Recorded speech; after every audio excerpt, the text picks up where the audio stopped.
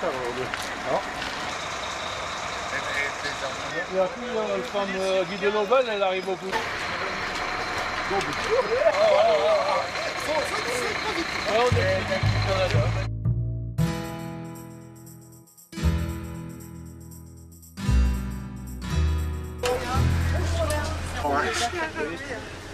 Celui-là. Ah, c'est bien, mais quand t'as tiré une culotte. Cette culotte, elle est à tes pieds. Comment tu te fais pour te baisser, pour le ramasser dans ça? Attention, c'est pour que tu as baissé de culotte. Le pantalon pour les remettre après parce qu'il n'a que ça de place. Eh ben, ben, Dieu. J'ai dit qu'un accouchement.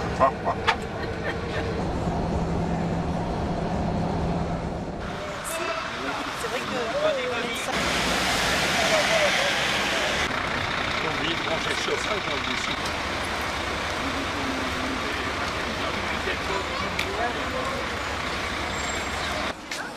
On peut rentrer. Hein.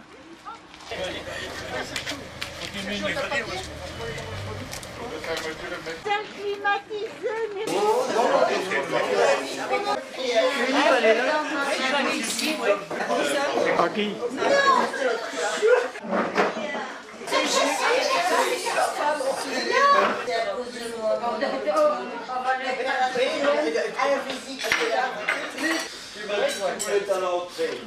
Ouais, mais je te fais un mot.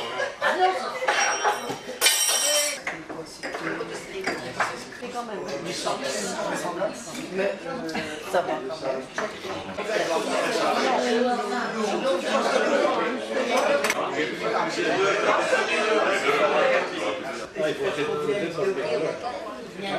Tu fais une Dame Norel?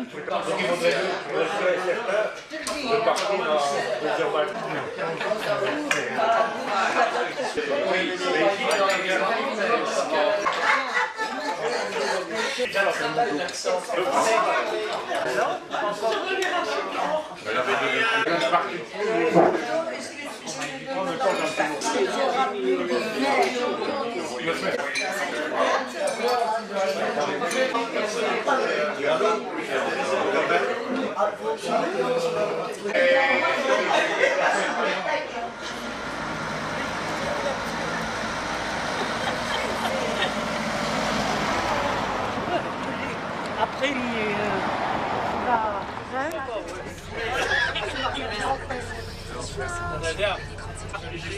C'est bien, vous êtes dans le milieu du bar, du restaurant, du marchand. Il y avait un bombardement ici. Pardon. Le successeur du Transal, c'est la 400M. Transport, donc c'est transportable par camion, par avion. On peut les parachuter aussi. Hein, pas Mais avec un ancien produit, un pulvérisateur. Moi, je pensais mettre du... Cet avion, il a pris un missile. Ou Altro qui a occasionné le missile. Coup de chance pour les équipages, le missile n'a pas explosé. Coup de chance. Mais vous voyez le dégât que ça fait, quand même. Donc cet avion a été réparé, avec des briques et des brocs. Il a été accompagné d'un autre Transat, ils l'ont ramené à Évreux, il a été réparé et il vole encore. Il volait encore. Le bruit que vous entendez quand on vole, c'est le bruit qu'on entend dans l'avion, en permanence. La base est à vocation d'avion de transport. Donc on n'avait que des avions de transport. Donc on transporte de tout. Pour vous dire un Transat en termes, on peut mettre, il y a 4 câbles comme ça, 2 de chaque côté. 92 parachutistes avec leur matériel. Et ce petit monde sort en 1 minute 27, il n'y a plus personne dans l'avion. Ça va très très vite. Très très vite. On pousse pas. Vous en êtes pas loin. Chez nous, on a une expression, quand les portes sont ouvertes, le larrieur qui nous dit, excusez-moi l'expression, serré à l'avant, bite à cul. Donc on est les uns derrière les autres. L'expression qu'on a, bite à cul.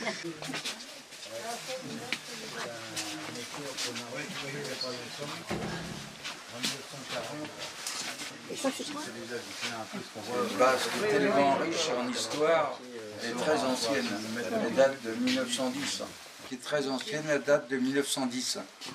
Alors vous devez vous douter qu'il s'est passé énormément de choses entre les belligérants. Il y a eu les Anglais, il y a eu les Allemands, il y a eu les Américains, il y a eu les Français. Ça fait beaucoup de monde. Alors, est-ce que vous avez une idée de ce qu'était l'aviation lors du premier conflit mondial? Avant, il y a eu une école de pilotage civil, l'école Morane. Elle était à Villacoublay. Elle a été délocalisée à Évreux. Et le premier commandant militaire qui a repris cette école, c'était le commandant Barbou, que vous voyez ici, là. C'est avec une poignée d'autres officiers de convaincre l'état-major.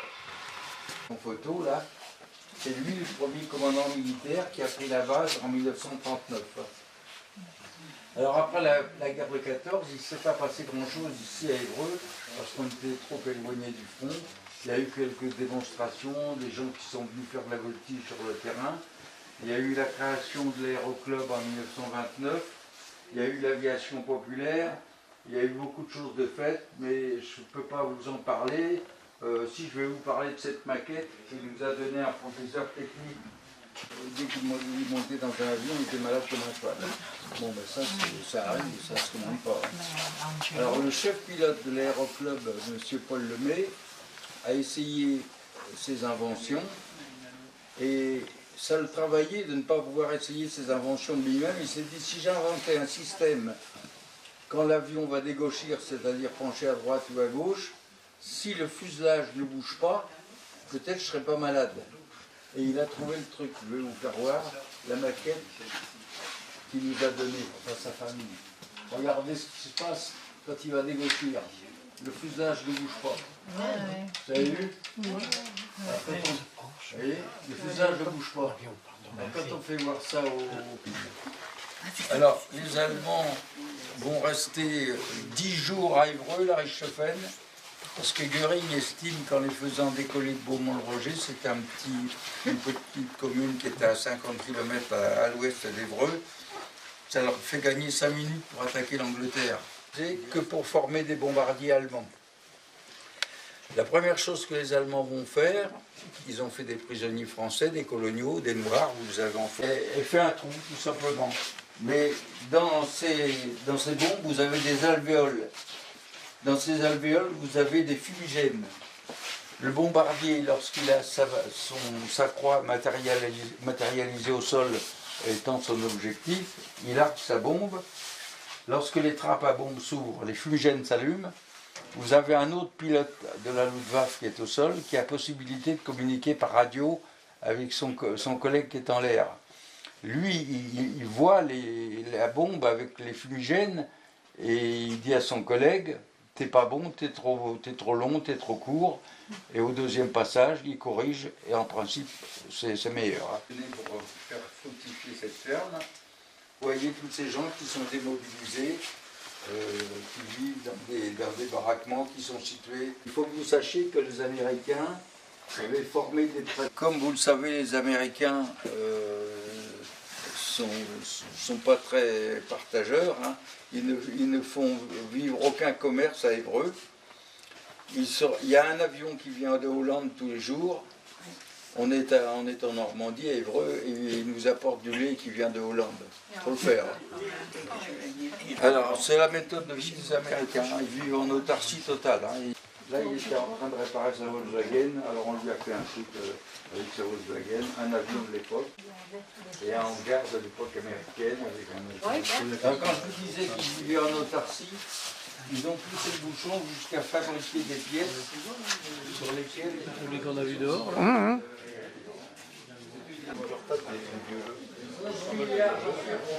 L'hôpital de Saint-Michel, vous avez un hôpital ici. Le départ des... Vous allez voir le repli. Et voilà. Pilote, bien sûr, pilote de transport. Voilà. Sympa que des inconvénients. A eu ses étoiles de général en poste. Si vous êtes dans le noir.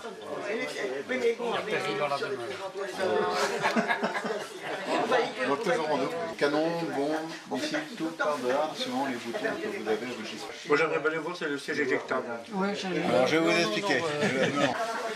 Si par mégarde l'avion devait vous éjecter, au moment c'est pas possible. Il devait voler, pas vous éjecter. Admettons que l'avion a un problème, des vols d'éjection. Alors là, vous avez Suivant la position de l'avion. le Jaguar, Vous sortirez toujours. vous avez vu dehors, le chasseur. Vous avez deux positions, Alors ça, soit la c'est partie haute, le soit la partie basse. Blair en 2005. Si vous tombez à pic, vous n'aurez pas la force de lever les bras pour sortir et voler.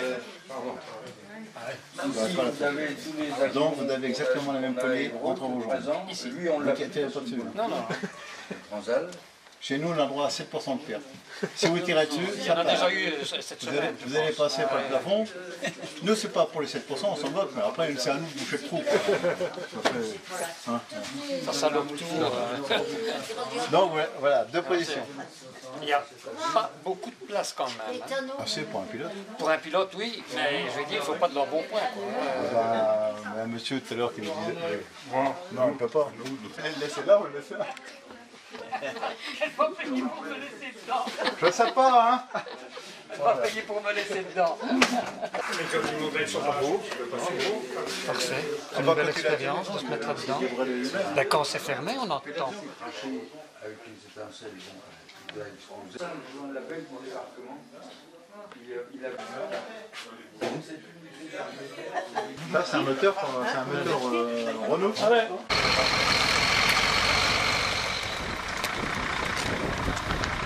J'ai fait mélange de ça.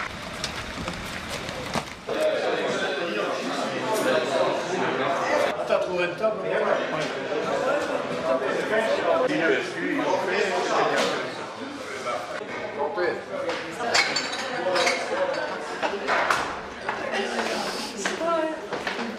Faut tout le temps surveiller. On a vendu de machin comme ça. Le restant de nos écus. Comment dire tourner? C'est 7h30 qu'on mange.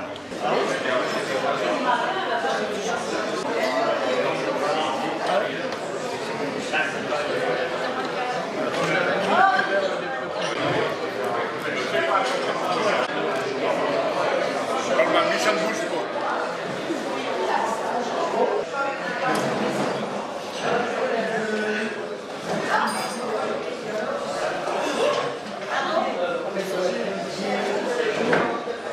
Si, chef. Les fêtes de santé, là. C'est la cuve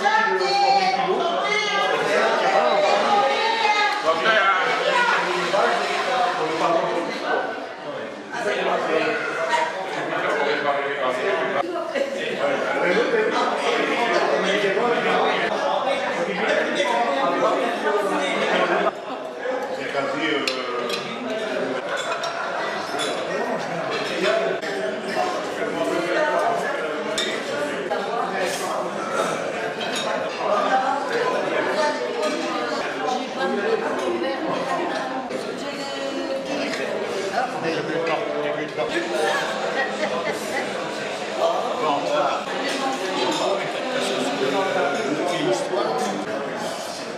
Après j'ai vous, j'ai une PTV. On a vu les petits. Pom, pom, pom, pom.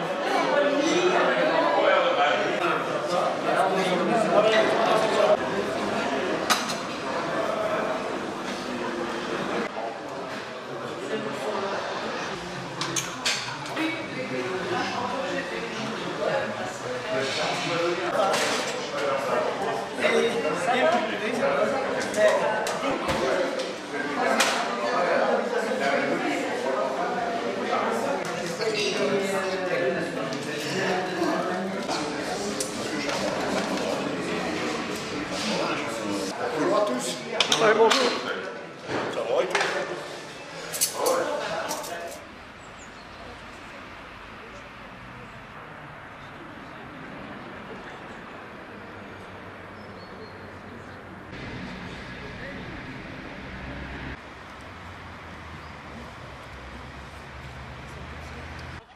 Attends, splendide.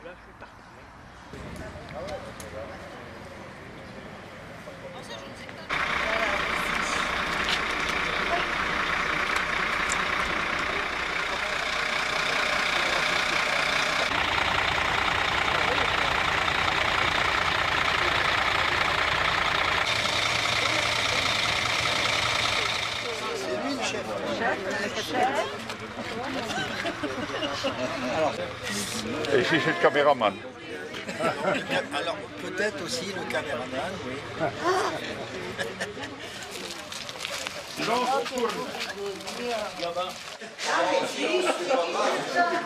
C'est pas cher, mais c'est parce qu'on écoute.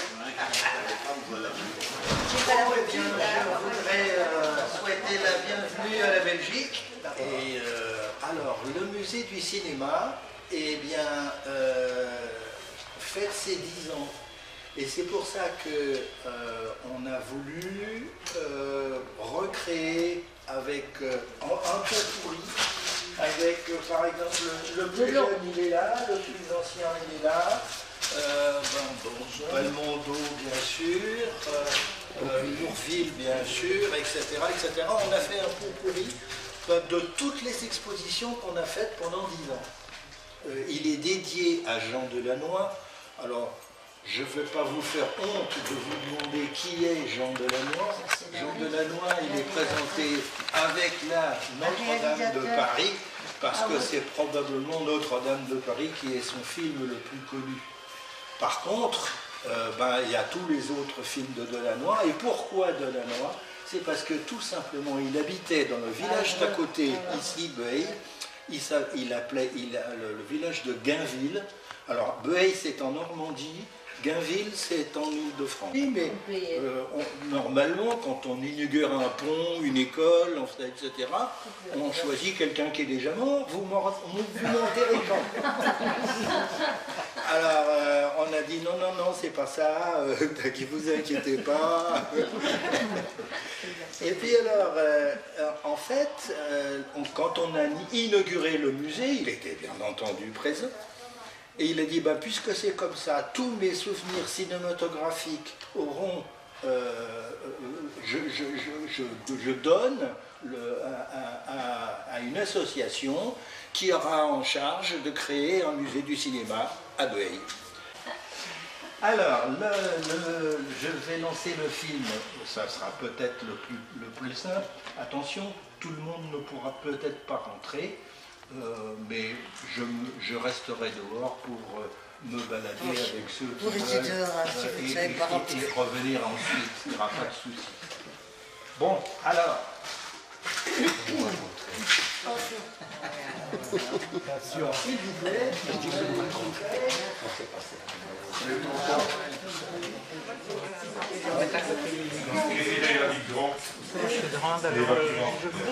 ce sont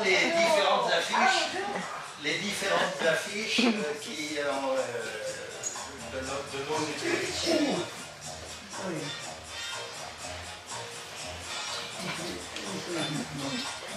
La séquence du spectateur. Ouais, c'est ça. Ouais. Non, mais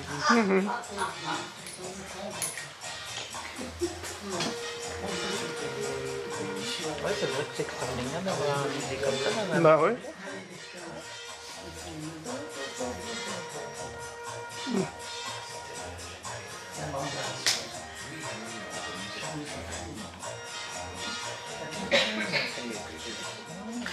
Vous savez que c'est très rare qu'il y a des personnes qui n'aiment pas les acteurs, qui aiment bien les diriger, mais ce sont les pions sur un échiquier. Moi, c'est pas du tout ça. Je suis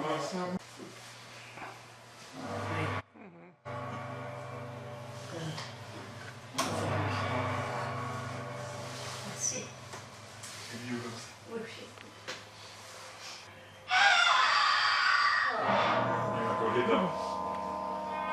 C'est les Maigret, films de Maigret.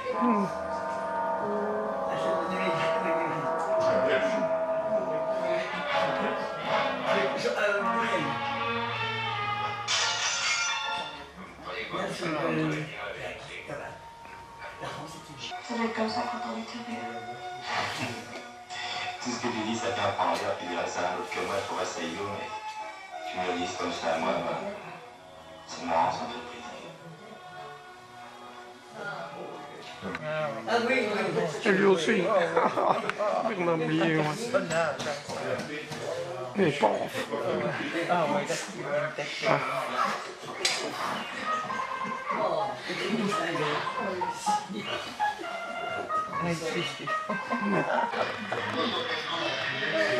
Ça va marcher moins bien maintenant.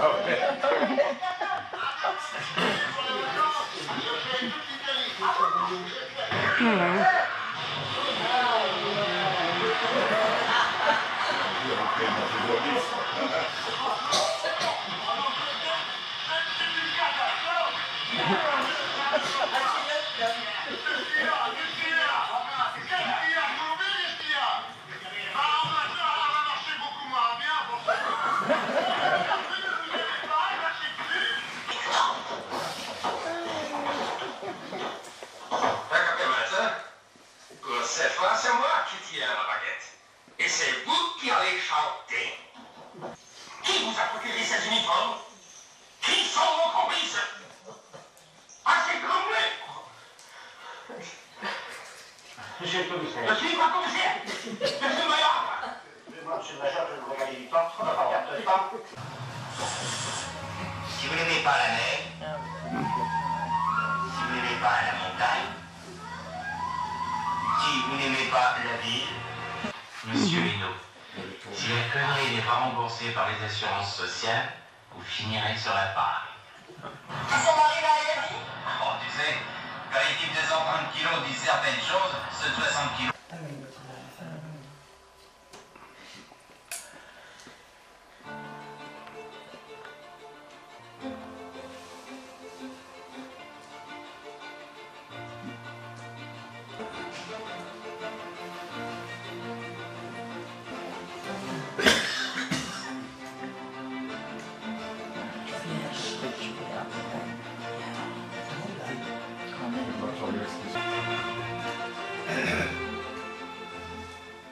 C'est sur ce même plateau du studio de Boulogne que j'ai construit les droits décors de Notre-Dame de Paris, avec un décorateur qui s'appelle René Renou. René Renou avait construit le Parvis et Notre-Dame.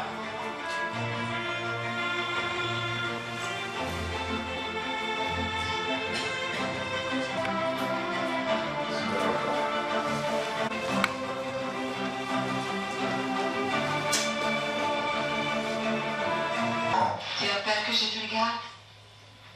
Dans un pays où tout le monde serait bâti comme toi, moi, vous me jetterez des pierres. J'ai toujours été laid. J'ai toujours fait peur. Voilà comment, si vous voulez, retrouver les... Elle a vraiment une taille. Elle est morte, elle a été mangée. Une taille. Non, on m'a tout de suite abonné. Mais si vous ne savez pas chanter, par exemple, je prends l'exemple de Brigitte Fossé qui est là.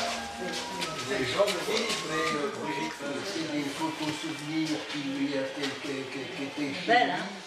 Et Mon Mireille Mathieu.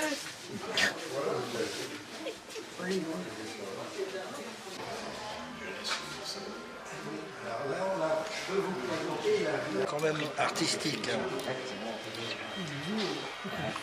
Avec Michel à ce moment-là. Oui. Je tenais à Jean Delannoy et elle a été, quand on a débarrassé malheureusement donc, son document, la touche poubelle qui est si pratique, qui permet donc de virer, de recommencer, de refaire. Alors que là, ils ne pouvaient pas les mecs. C'est pour ça que c'est une des raisons pour lesquelles il n'y a plus de monstres sacrés. Parce qu'il fallait que les acteurs soient bons du premier coup. Alors, pour en revenir à votre question, les films de Charlie, qui sont... Et c'est pour ça qu'on a l'impression, quand on les regarde, que tout le monde court. Pour la France en 24, c'est pas ça. Ça va pas. Je veux passer en 24. Alors, les films de Charlie, ils ont essayé.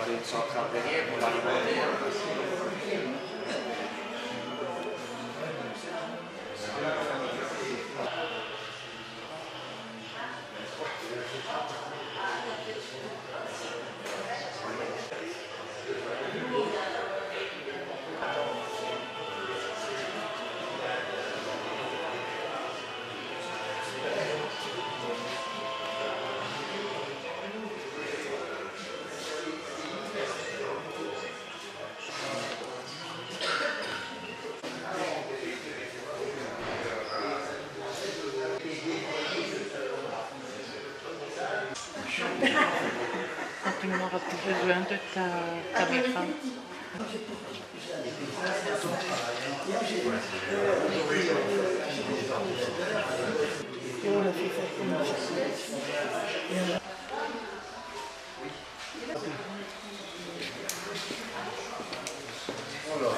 Oui. Devant signer, ouais. Ouais. On est arrivé ou on savait déjà où on va aller? Pendant nous, ma tête.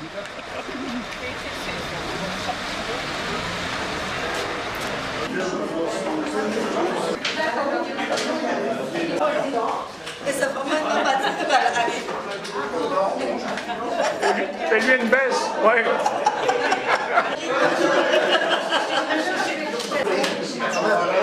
Président.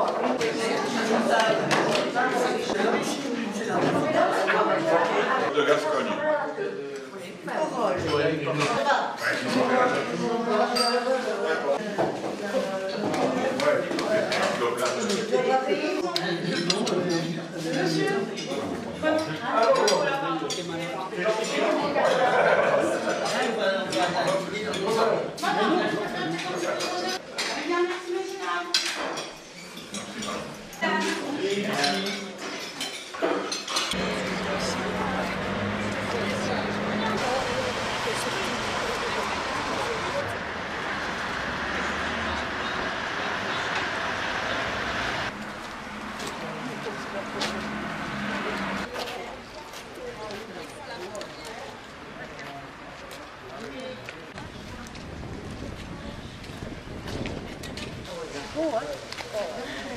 Vous êtes déjà dans le quai du train.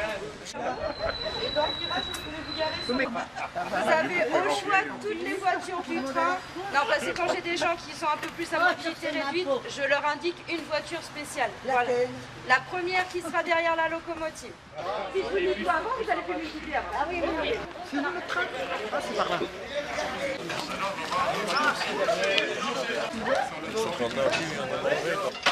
Julie, prends son élan. Parce qu'à machin, il est quasiment bruit, tout machin.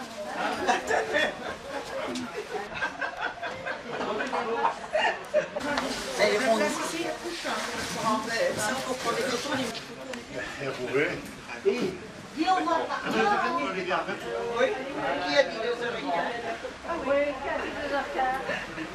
Ce gendarmerie, les gendarmeries dans la... Ça va aller. J'espère que ça va aller mieux que l'autocar. Et dis les freins, ils sont où les freins? D'accord. Ah bon, je vais pas le prendre alors. On va tenter la montée pour descendre. Il ralentit pour son train en bas. Et les mecs, ils ont chaud, ils ont enlevé la veste là-bas. Oui. On avait déjà vu tout ça.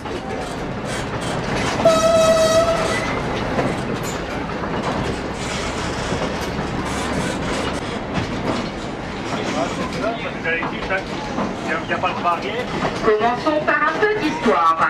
Rejetons-nous dans la seconde moitié du 19e siècle et de recevoir les matières premières.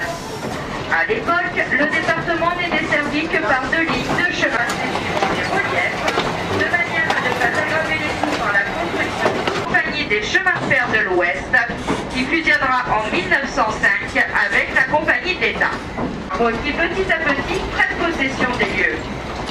Et dans notre département, de la ligne initialement construite, il ne subsiste plus que 2 sections, de Saint-Pierre-du-Vauvray à Acquigny en passant par Louviers, et de Blaye-à-la-Croix-Saint-Lefroy sur laquelle nous circulons aujourd'hui.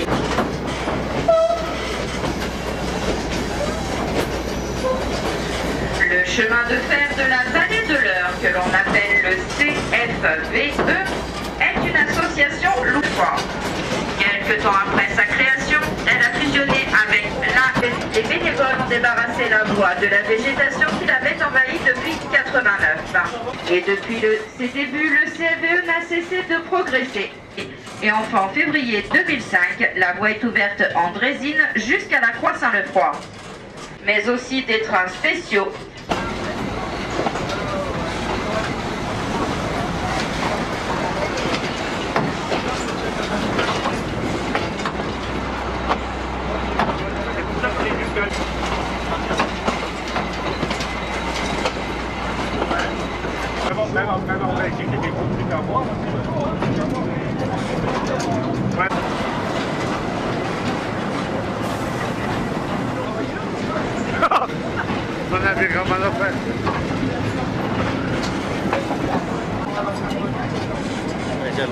montrer tantôt. Ouais, ouais.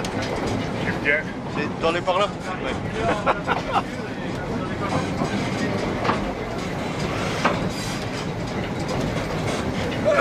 Nous allons maintenant passer devant l'église du village. Elle date du XVIe siècle. Les pans de bois qui ornent ses murs lui donnent un style tout à fait typique normand. Il faut savoir qu'à l'intérieur, la nef est en forme de coque de bateau inversée et en bois de châtaignier, car ce bois est connu pour repousser les insectes et en particulier les araignées.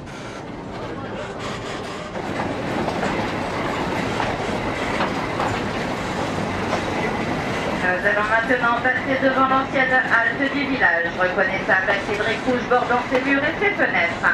Et court a toujours été un arrêt facultatif. Pour monter dans le train, les voyageurs devaient faire signe au conducteur.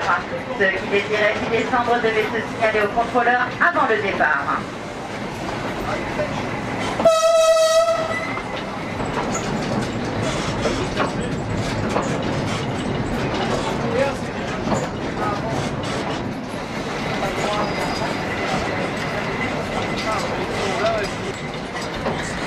Nous sommes maintenant dans le village de Breuilpont.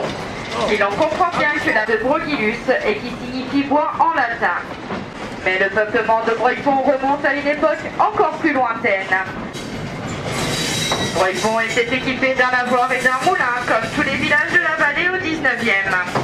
Ces deux bâtiments étaient très importants pour la... ouvrir les portes avant l'arrêt complet de la Ramaquet. Pendant cet arrêt, vous pouvez soit descendre afin d'assister à la manœuvre, rester tranquillement assis dans le train ou aller voir les locomotives à vapeur. La descente s'effectuera sur la gauche dans le sens de la marche et je vous conseille la marche arrière pour descendre. On peut sortir ou pas? Oui. On va mettre sur l'arrière si tu veux.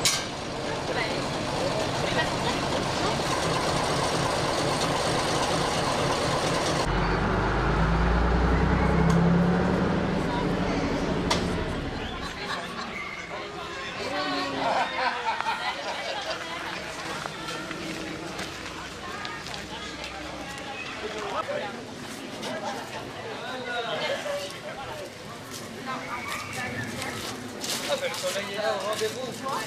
C'est pas trop froid là. Ah oui, il est parti. Il était sur vous.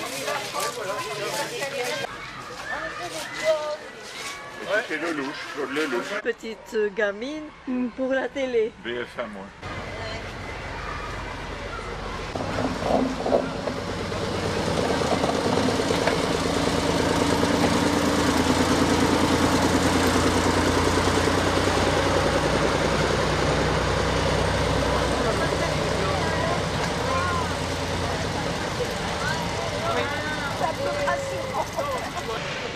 Encore un peu, on est avec les là.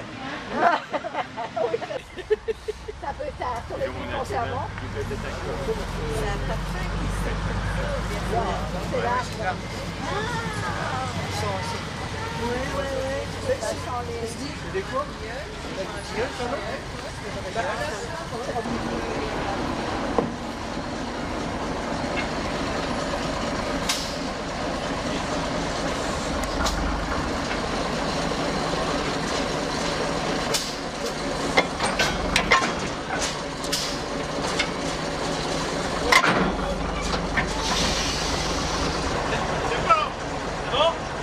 C'est bon.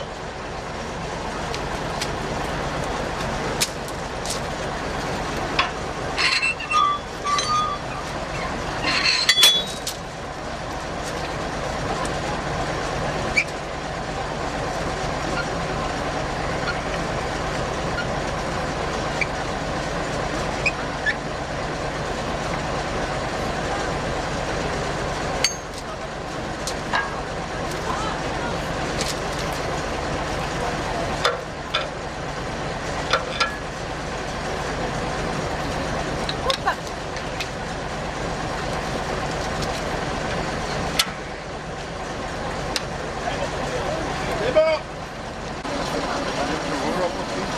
Celle-là, elle fait 206 chevaux. 206. Par contre, on est sur la plus là, on est sur un 6 cylindres. C'est ça qui va faire pour retirer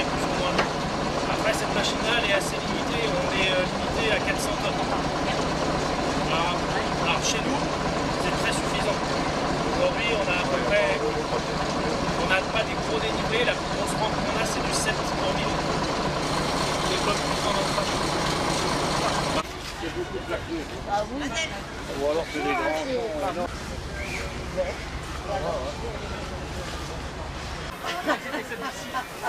Il est quelle couleur? Changez. Vous allez là-bas. C'est le jour et la nuit, hein. C'est le jour et la nuit, hein. Ah oui. À cet effet, il consulte le tableau de sécurité des circulations. C'est le tableau gris que vous pourrez voir sur le bâtiment voyageur en gare de Passy-sur-Eure. Un conducteur, aussi appelé mécanicien, que soit leur statut, doivent être titulaires des autorisations nécessaires à l'exercice des fonctions de sécurité.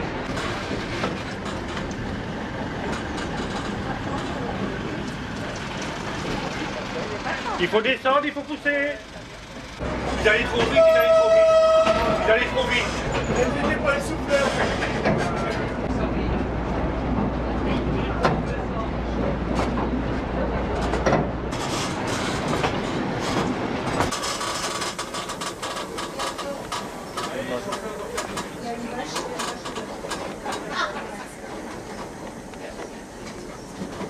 Dans notre département. Elle a été une rivière navigable jusqu'au début du 19e siècle. L'arrêté de Charles VII du 21 janvier 1442 permettait le transport fluvial, l'entretien de la voie, tout se fait à la main.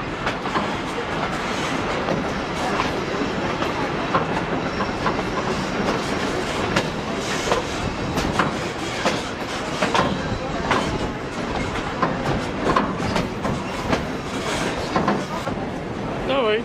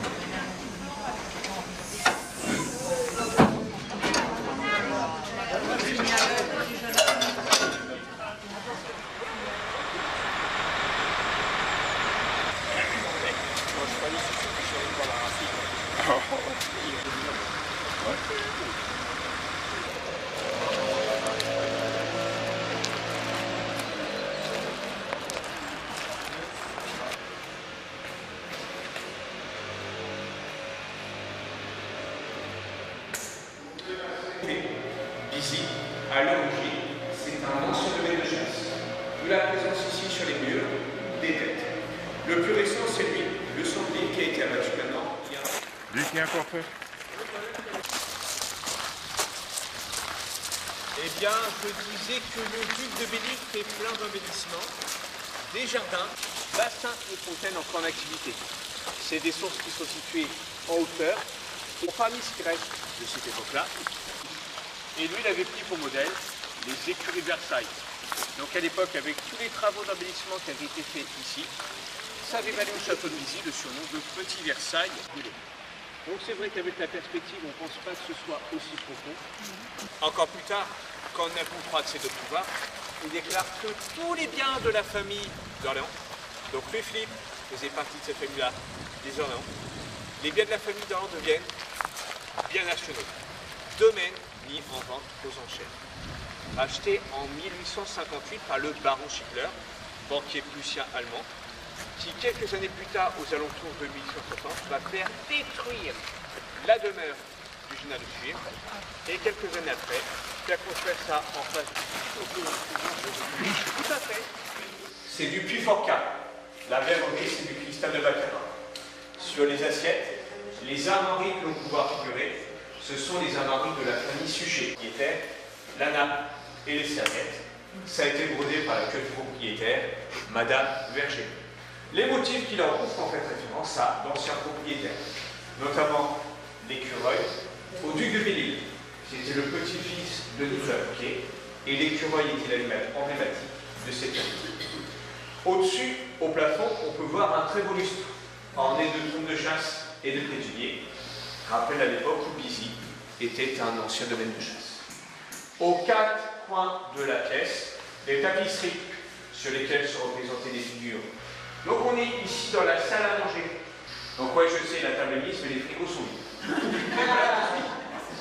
Mais pour rester tout de même dans l'ambiance, je vous invite à revenir près de l'entrée, près de cette vitrine. Différents châteaux où il résidait de manière plus ou moins occasionnelle. Et dans ces endroits-là, il avait un service de sève qui était dédié. Donc ici, c'est un échantillon du service ici pour le château de Bizy. Donc en l'observant, vous l'avez compris, le service employé pour le dîner, il dépendait donc du rang social de la personne. Si on était en bas de l'échelle, on avait celui qui est en haut. Très simple ça. Et plus on était important, un rang élevé, et plus c'était richement décoré, luxueux. En bas, c'est le service bleueur du roi, le plus richement décoré, luxueux. On trouve également de manière très stylisée les initiales LP, en Bonaparte. Donc on peut voir d'ailleurs ici une lettre, avec en bas à droite une signature, c'est celle de Napoléon Bonaparte lui-même. Par cette lettre, il conférait à Suchet le grade de maréchal. À côté, en photographie, c'est l'un des oncles de Madame Verger. Lui, lors de la Seconde Guerre mondiale, il a fait partie de la résistance. Mais il a été capturé et il est mort en déportation à Dachau.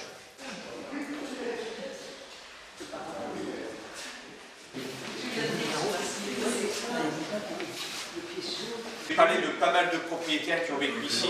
Et bien, grâce à ces portraits, on peut mettre un visage sur certains de ces noms. Donc là-bas, dans le coin, c'est l'un des derniers petits-fils qui avait beaucoup de maîtresses et qui est mort d'une maladie vénérienne à l'âge de 20 ans, qui se fait appeler notamment Philippe Égalité lors de la Révolution. De cette union naissent plusieurs enfants, dont un fils, Louis-Philippe, qui par la suite devient Louis-Philippe Ier, roi des Français, ou devrais-je dire, dernier roi des Français, devant le portrait de Versailles. Dans les vitrines, on peut voir ceci au plafond, la très belle verrière, qui par beau temps forme comme un pilier de lumière, apportant la luminosité tout autour de l'escalier. Donc l'escalier que l'on peut voir ici également.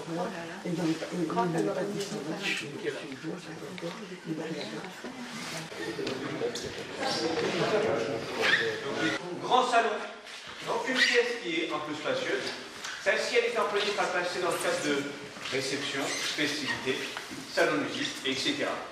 Donc il y a pas mal d'éléments intéressants que je vais vous détailler. Pour commencer, de chaque côté de la pièce, ces deux tapisseries qui datent de la fin du XVIIe siècle.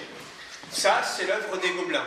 À l'époque du baron Schickler, celui-ci avait fait peindre quelque chose au plafond, une fresque représentant le ciel. À la base, ces boiseries, elles faisaient partie du château de Bercy, près de Paris, qui n'existe plus. Le château de Bercy, il a été démantelé au milieu du XIXe. Quand ça a eu lieu, une vente aux enchères s'est tenue par la suite afin de liquider les biens.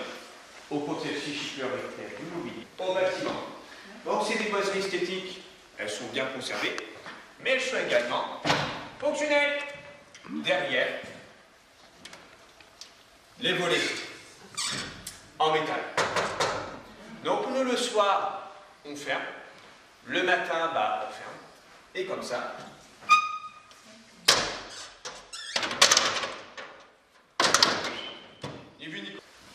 les boiseries afin de pouvoir parfaitement les intégrer au bâtiment, ainsi que d'avoir c'est masqué par les boiseries, ainsi on conserve l'aspect esthétique de Napoléon Bonaparte au maréchal Suchet.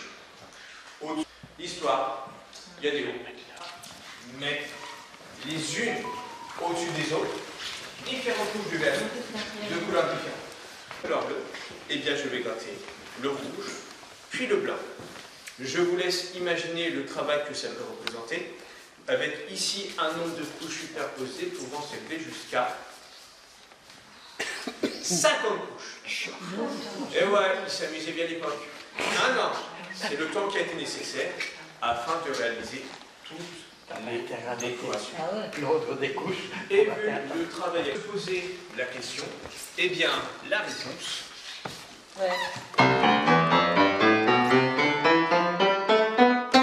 Et ouais, il fonctionne toujours. Il est belle. Mais bon, ça reste tout de même un bel objet. Un peu encombrant, mais un bel objet. Bon, il y a la précision, ça fait. Donc, ils ont d'autres projets de restauration dont je parlerai un peu plus tard. Allez.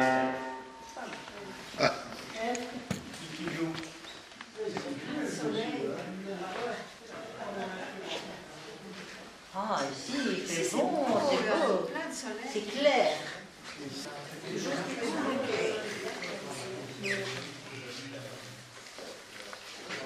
Ils avaient des temples. Et qui s'illustrait, lui, en prenant part à la guerre d'Espagne, où il a eu pas mal de succès. Pour le récompenser, en 1811, Napoléon va lui conférer le grade de maréchal et un petit peu plus tard le titre honorifique de duc d'Albufera. Donc, à son décès, c'est son frère, l'oncle de Madame Verger, qui va hériter du titre, devenant ainsi 6e duc d'Albufera. Et à l'heure actuelle, le 7e, c'est le cousin, avec la lignée des Bonaparte. Donc je vais vous expliquer cela grâce à ces tableaux. En haut à gauche, un portrait de Lucien Bonaparte. Là.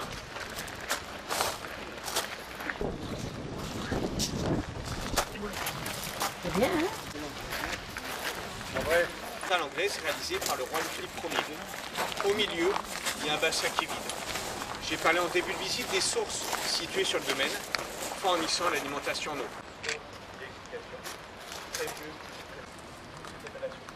Donc le monarque qui lui sortait, et il y a un pack à table ici. Alors,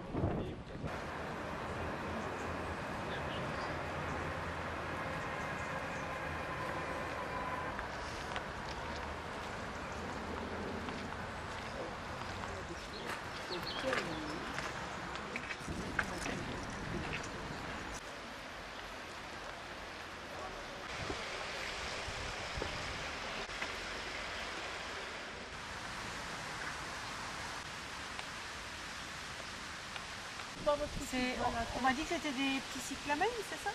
Oui, ça ressemble aux cyclamènes. Hein.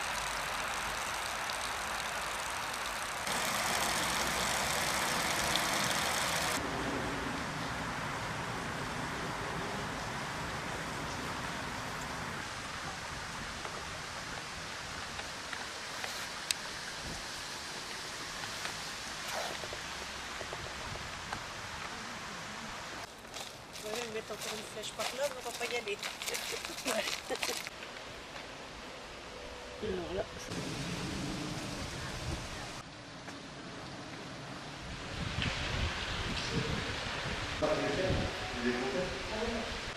À Yvette. Oui.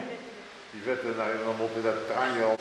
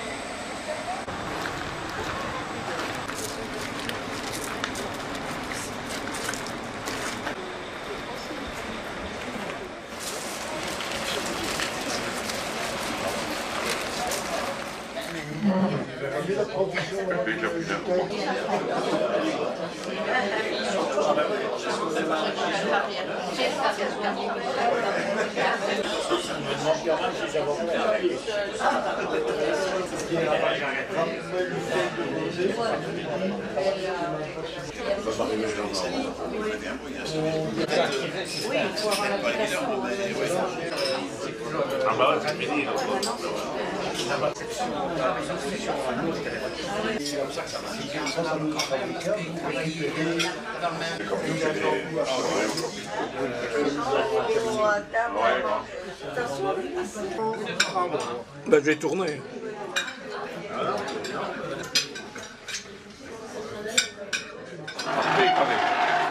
Après. Après, je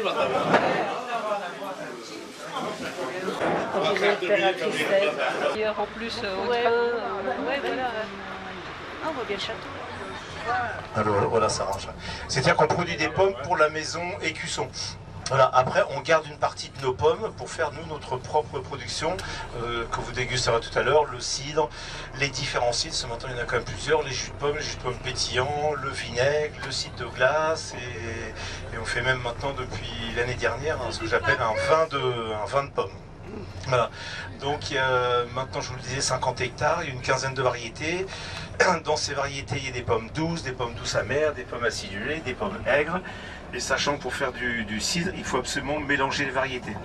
Le but c'est d'équilibrer les saveurs, c'est-à-dire l'amertume, l'acidité et la sucrosité.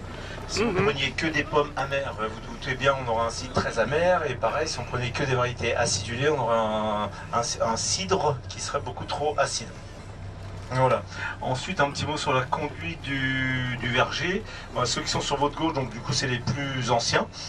Donc là, je le disais tout à l'heure, on a replanté depuis 4 ans, là on replante dans l'idée de renouveler, de commencer à renouveler ces vergers qui commencent à être un petit peu anciens. Bon, ils produisent, c'est des pommes rouges, mais rouges à l'intérieur. Et ces pommes nous servent à faire notre base de cidre rosé. C'est-à-dire que quand vous la coupez en deux, elle est vraiment rouge comme certains pamplemousses. C'est des pamplemousses qui sont rouges et ça fait un jus rouge. Alors, tiens, ben voilà, tiens, vous êtes arrêté pile poil, vous voyez là, par exemple, il y a 2 arbres, comme ça, il fait son miel, on revend son miel au magasin, et puis dans le jeune verger, au lieu de semer de l'herbe, on a semé du trèfle, et là, le trèfle nain, ça...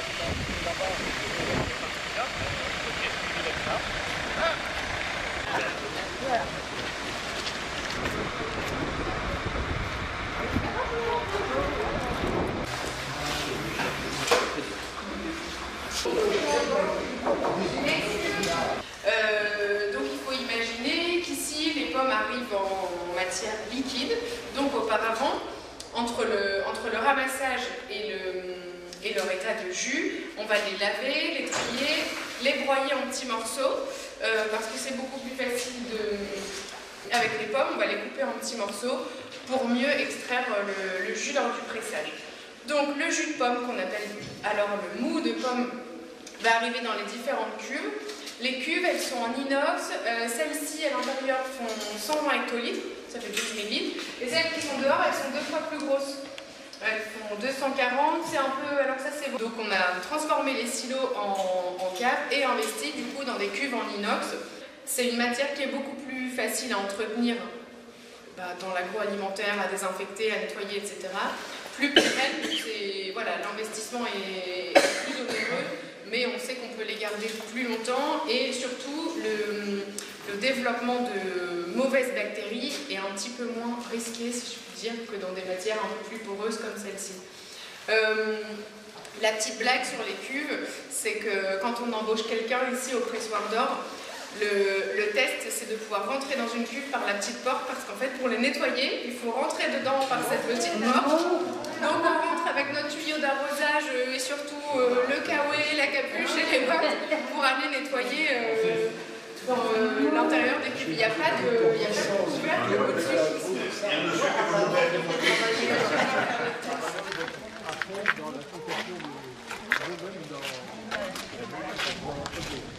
Ah bah oui, quand même, nous, c'est un petit peu un processus. Oui, c'est ça, là-bas c'est la boutique et ici c'est la dégustation.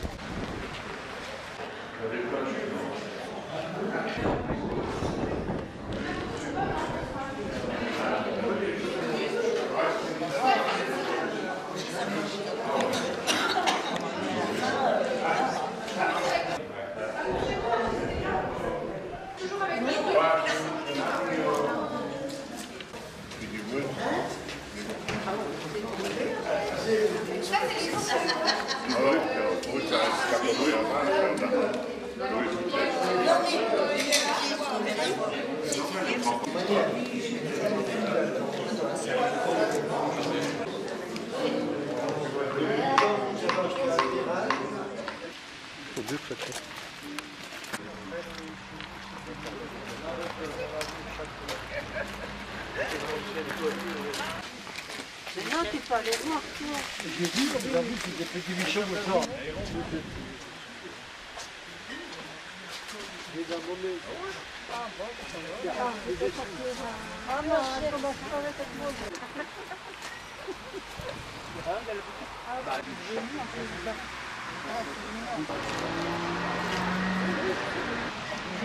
Ouais,